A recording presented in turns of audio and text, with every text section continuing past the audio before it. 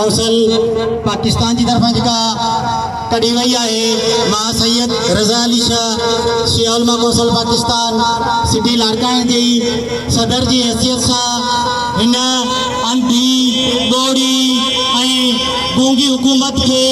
इन जी तरफ मुतवज्जे कराइण चाहींदुम तो शाह पारा चनार में जेके गयूर शिया मोमिनीन कतल थी रहा आहिनि तव्हां के उन्हनि जो कतल नज़र नथो अचे इन्हनि जो कहिड़ो जुर्म आहे इन्हनि खे कहिड़े जुर्म में कतल थो कयो वञे छा इन्हनि जो इहो जुर्म आहे त इहे मौला इमाम हुसैन जा अज़ादार आहिनि छा इन्हनि जो इहो जुर्म आहे त इहे सिदके दिल सां अलियुन वलियुल्लाह जा क़ाइल आहिनि हा अगर शिया हुजण हिन मुल्क में जुर्म आहे त असां इहो जुर्म कंदा रहंदासीं छाजे करे तव्हांजा अब्बा ॾाॾा यज़ीद हिन क़ौम खे न मिटाए सघियो तव्हांजा बम तव्हांजा इहे मिसाइल हिन क़ौम खे छा मिटाईंदा जॾहिं हीअ क़ौम लब्बैक या हुसैन जो नारो हणंदी आहे न त इहो ऐलान कंदी आहे ए इमाम हुसैन असांजी जान माल इज्जत आबरू तोता कुर्बान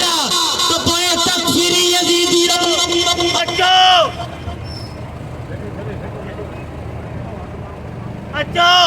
भले तव्हां असांजे मथां बम वसायो छा बि कयो मां वरी भी इन हुकूमत का चीफ ऑफ आर्मी स्टाफ का ये मुतालबो कंदुम ए चीफ ऑफ आर्मी स्टाफ तू सैयदा कुरान जो पाण के हाफिज़ सुनी रहे शाह तो के पारा जनार जा कई और मुसलमानन जो कत्ले आम नजर न थो अचे जंहिंमें हुकूमती सरपरस्ती में ही कत्ले आम थी रहियो आहे किथे आहे पाकिस्तान जी अदलिया किथे आहिनि पाकिस्तान जूं एजेंसियूं उन्हनि खे हिन गयूर शिया मोमिनीन जो कतल नज़र छो नथो अचे छा मां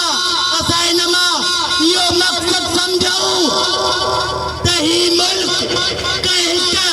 तकफीरी टोले जे हवाले कयो वियो आहे बाबा झंगल जो हिकिड़ो कानून हूंदो आहे रहण जो कानून सानून हूंदो आहे छा हिन मुल्क में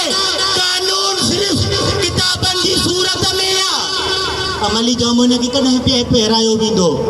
ईअं न थिए त असांजा सभु